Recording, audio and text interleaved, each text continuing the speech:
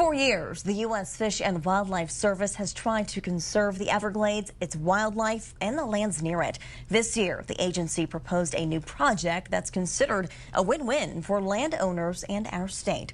Florida 24 Network reporter Sophia Hernandez explains the project that landowners can opt into. Protecting the Everglades has been a years-long process. There exist plants and animals here in Southwest Florida and the greater Everglades that don't exist anywhere else in the world.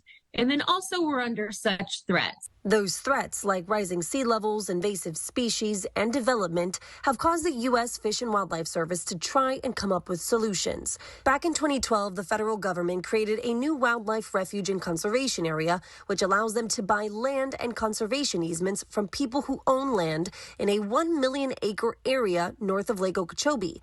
They wanted to expand farther south, but the plan got shot down. In 2016, they tried again, also with no luck. But this year, they have proposed the Everglades to Gulf Conservation Project. It allows the U.S. to purchase land from willing landowners as well as conservation easements, where those landowners sell their development rights on their property. And that means that that property can never be developed.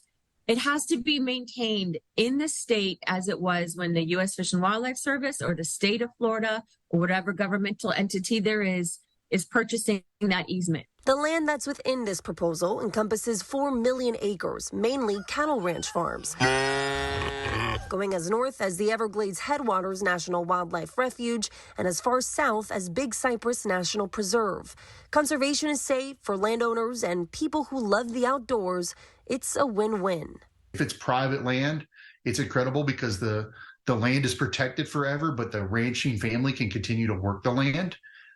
If it's an outright acquisition, it's really cool because it can provide connectivity for corridors like the wildlife corridor that we all talk about a lot in Florida. So we have a lot of endangered species that rely kind of on this ecosystem in Southwest Florida. And outdoor recreation is always considered if it's an outright acquisition. So if the land is suitable for hunting, hiking, camping, any of the recreations that we all enjoy, it kind of ticks every box. Travis Thompson is co-owner of Duck Ranchin', a hunting business which is located inside the boundaries of this proposal. He also works with All Florida, a conservation group, and he says almost all the landowners he's talked to are on board, including cattle ranchers. Private landowners are kind of the future of conservation in Florida. Being able to put some of that land under protection for conservation where they can still work cattle on it to move cattle around and use the plant growth to uptake nutrients and help clean water, and then they'll graze it out and export the cattle off. I mean, ranchers are doing a tremendous job for conservation in our state. So what does this mean moving forward? If you're a landowner within this boundary line, you don't have to partake in the project. U.S. Fish and Wildlife Service currently have public comments open until November 1st. They will make any changes necessary before the beginning of 2024, which is when the agency's director could approve the project.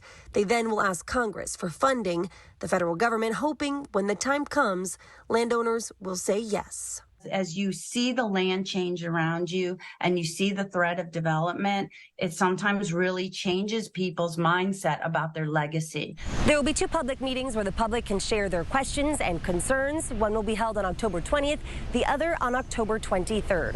For more information, you can visit the U.S. Fish and Wildlife Service website and look under the tab for Everglades to Gulf Conservation Project. Sophia Hernandez, Florida 24 Network.